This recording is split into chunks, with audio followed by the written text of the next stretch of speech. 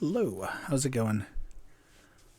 I wanted to talk today a little bit about when I got laid off.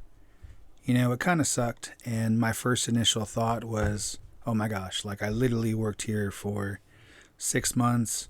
I got hired on, but I didn't get a start date, and then there was a freeze in the company, a hiring freeze across company, so I had to wait. And I came back from Christmas and New Year's, and I was told that it'd be a little longer, a few weeks after that, because uh, just still the hiring freeze and whatnot.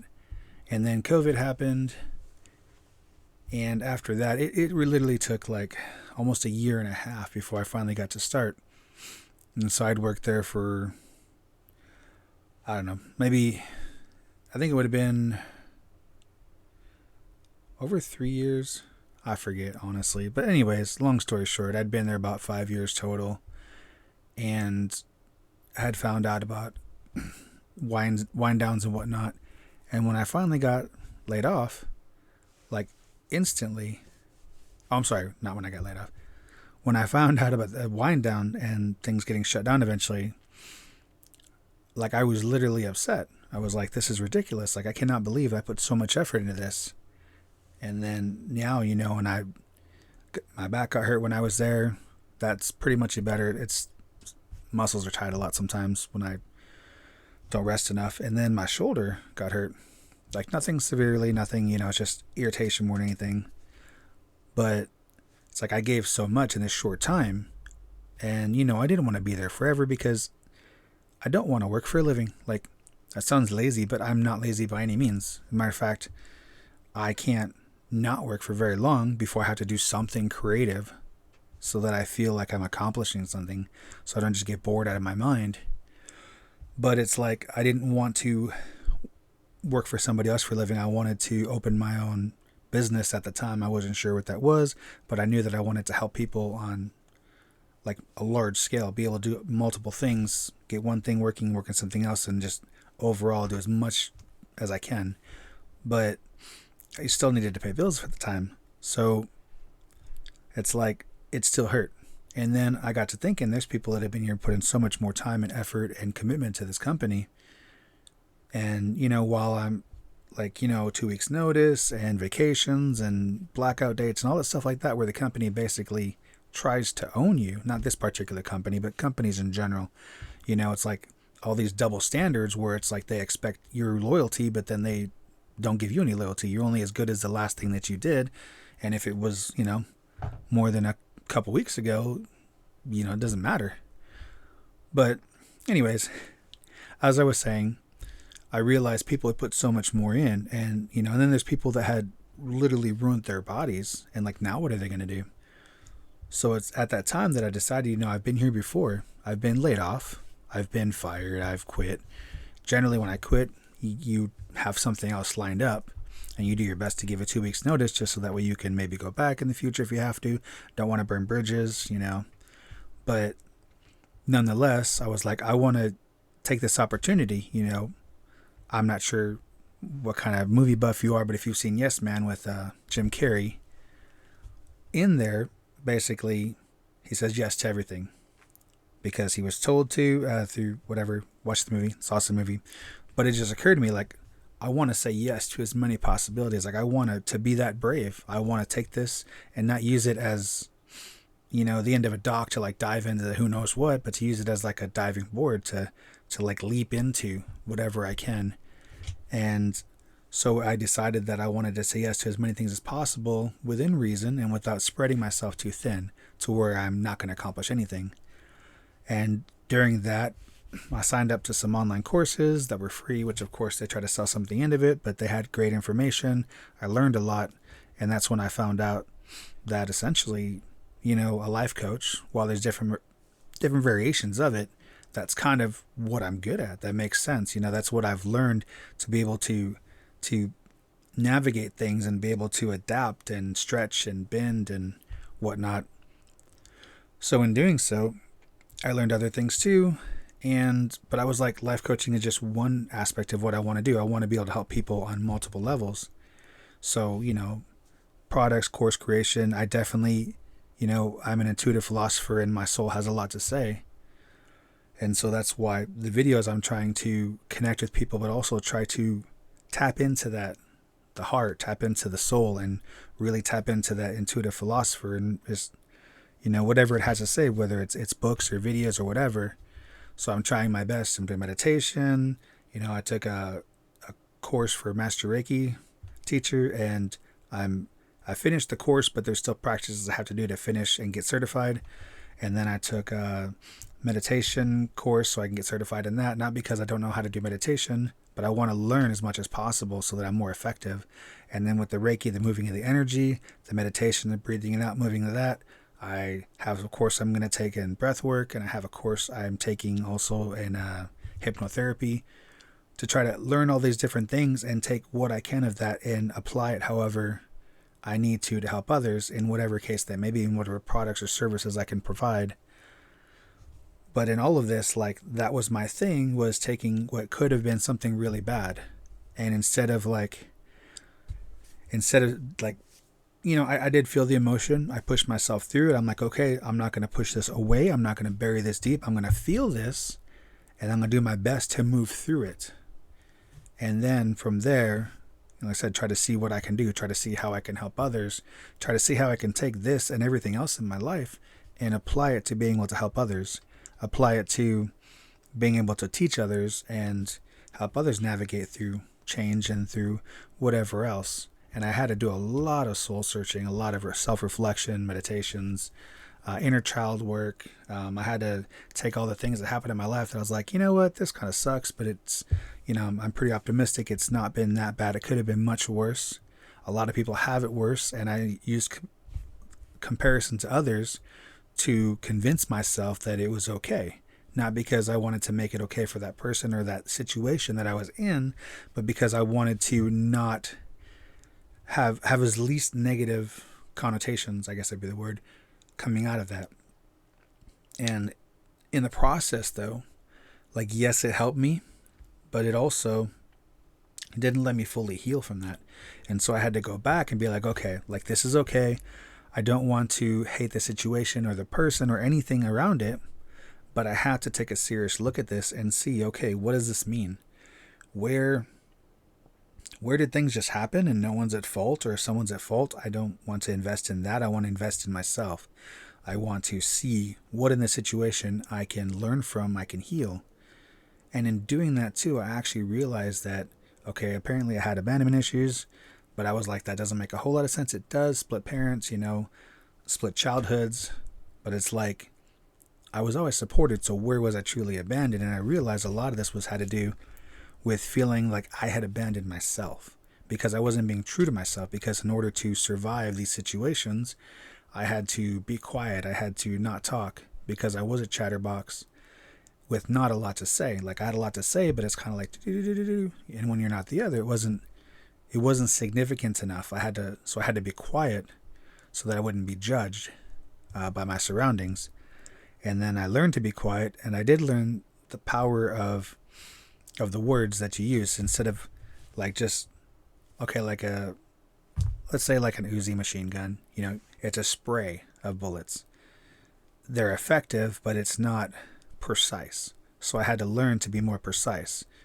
And no, I don't promote violence. I was an 80s baby, that's the stuff we loved. Toys, mobsters and whatnot.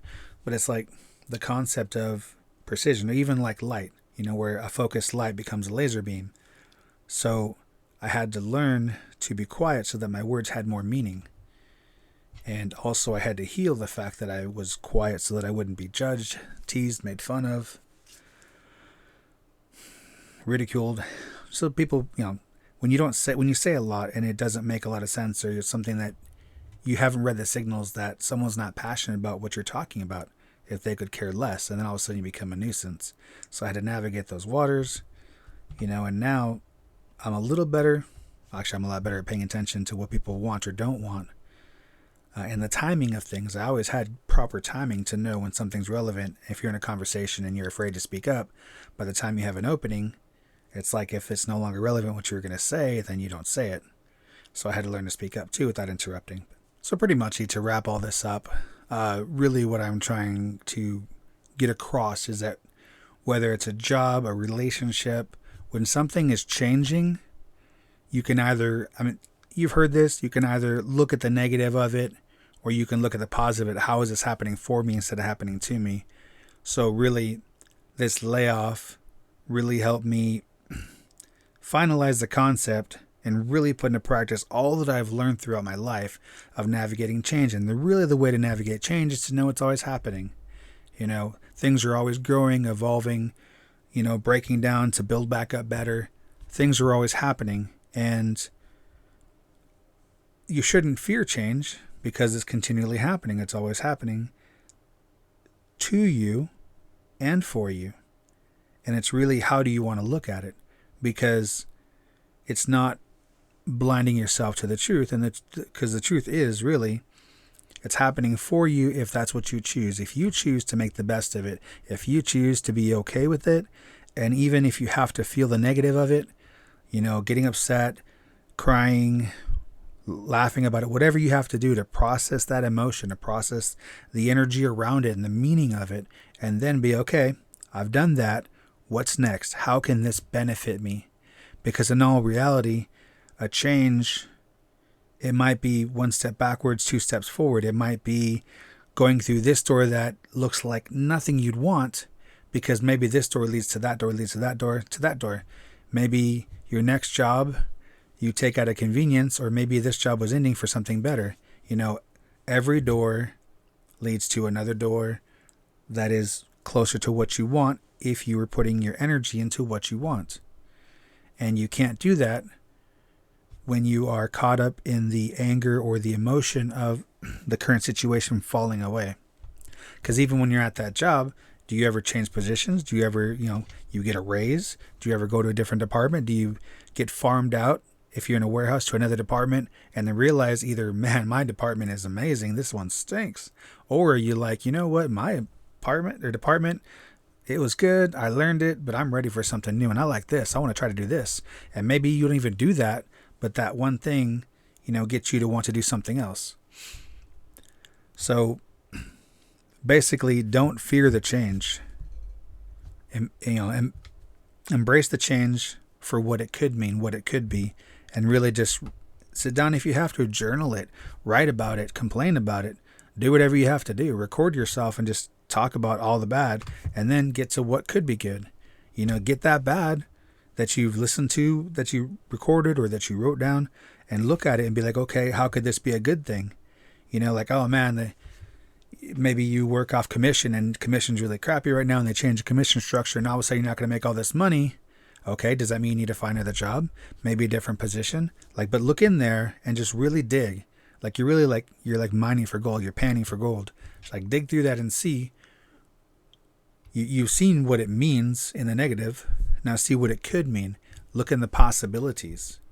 Maybe how many movies have you watched, stories have you heard where somebody was at a position and it was falling apart, or they got taken advantage of and they step back, like, how could this be done better? I can do this better. And they build a business around that.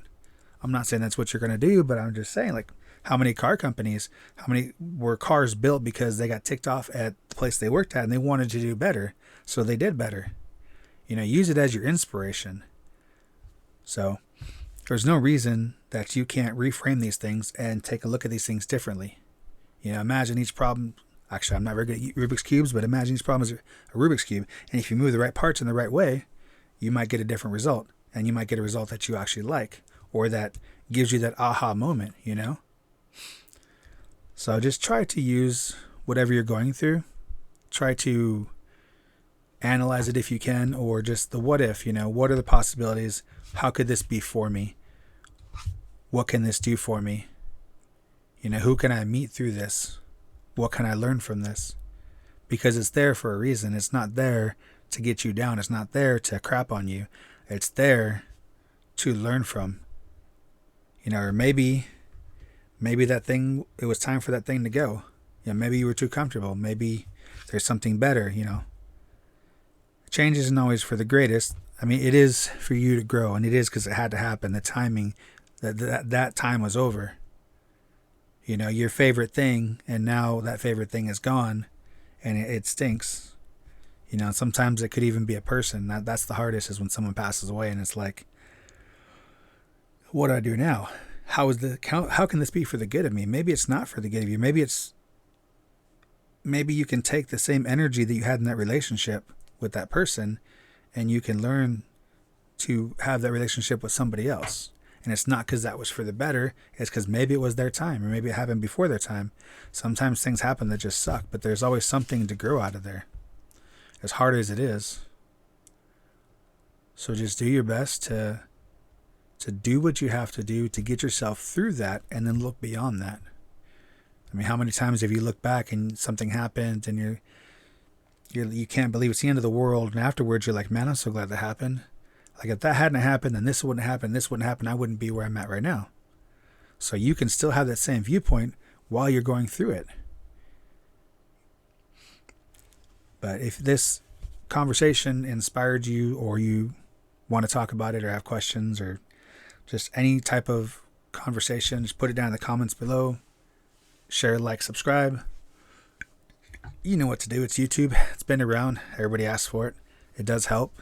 It does help me. It helps your algorithm knowing what you like, to bring more content, not just for my content, but other content similar to this that you may be interested in. So I hope that you have a great day, and just remember that no matter how much things suck, you know, if you have to, look at they could always be worse, and then help that to springboard you to, how can this be better? How can I make this better? How can I choose better? Because at the end of the day, we can't choose the things that happen to us or around us, but we can choose how we react, or how we act, or how we perceive these things.